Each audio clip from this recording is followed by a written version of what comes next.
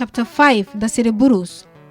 That morning, as little Lalia woke up and got busy around the yard doing her chores, she had just finished filling the jars standing outside and was now sweeping the compound.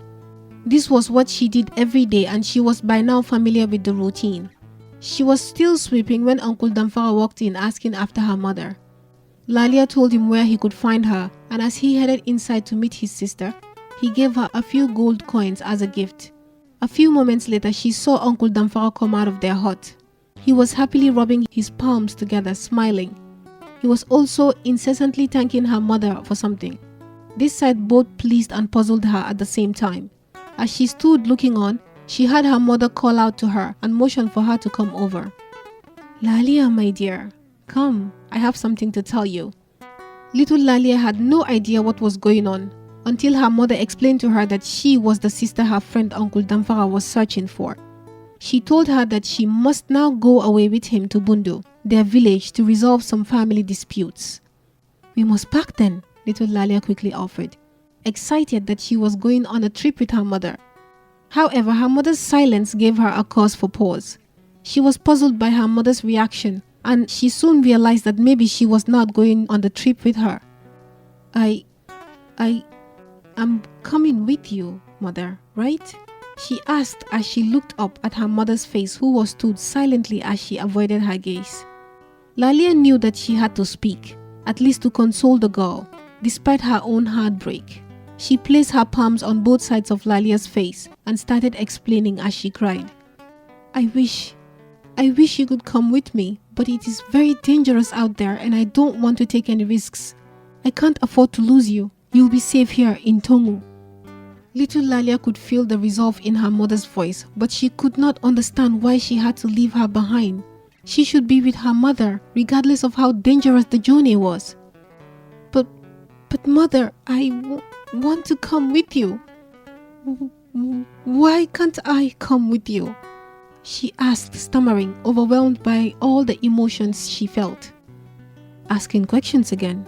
I thought I told you not to ask too many questions, especially to adults. Now be the good girl you always are." Lalia was doing her best to coax the little girl. She could see tears running down her little face, and this tugged at her heartstrings. She drew the girl in for a hug, feeling sorry for the pain she's now causing her. Even if it was for her own good, she really wished she could take her along with her, but she knew that this was not a choice she could make. All she could do now was comfort her. "Please don't cry. I am not going away forever. I'll come for you, my dear child, I promise." She let go of her, wiping her tears away from her cheeks. "You told me once while I was sick that you can look after yourself, that you are a big girl. Now you must prove that you are a big and brave girl and that you can look after yourself very well.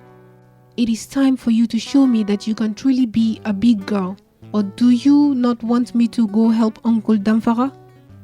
Even though she would have loved for her mother to stay with her, being the kind-hearted girl, she did not want to put anyone at risk. But what about his sister? She could die. Uncle Damfara had told her about his sick sister and why he needed to find Lalia to save her. "If you can't look after yourself, then I'll have to stay and look after you, and Uncle Damfara's sister will have to wait until you are big enough to look after yourself." She knew that after hearing this, little Lalia would prefer that she went with Uncle Damfara to save his sister. On hearing this, little Lalia quickly wiped off her tears and stood up, shoulders square, as if to show her mother that she was a big girl. I'll be fine. I can't look after myself." Are you sure? Are you sure you can do that for me?" Little Lalia nodded, looking away from her mother so she would not see that she was still crying. Lalia moved the little girl's face towards her and asked again, "Can you?" Little Lalia nodded again, head bent. Lalia could tell that she did not like the idea, but she was already resigned to it. "Good. Now that's my girl. Here, I have a gift for you." She reached for her bag, which was already packed, rummaged through it, and brought out a pair of handmade earrings. They were made of some type of beads. She wore them on her, telling her just how beautiful they made her look. "Keep them on always and don't ever remove them from your ears, okay?" Yes, mother, she sobbed. Lalia then made her sit on her laps, trying as hard as she could to comfort her as she kept on crying, begging her not to leave her.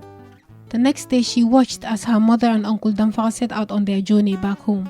She was reassured by the fact that most of her mother's belongings still lay inside their hut.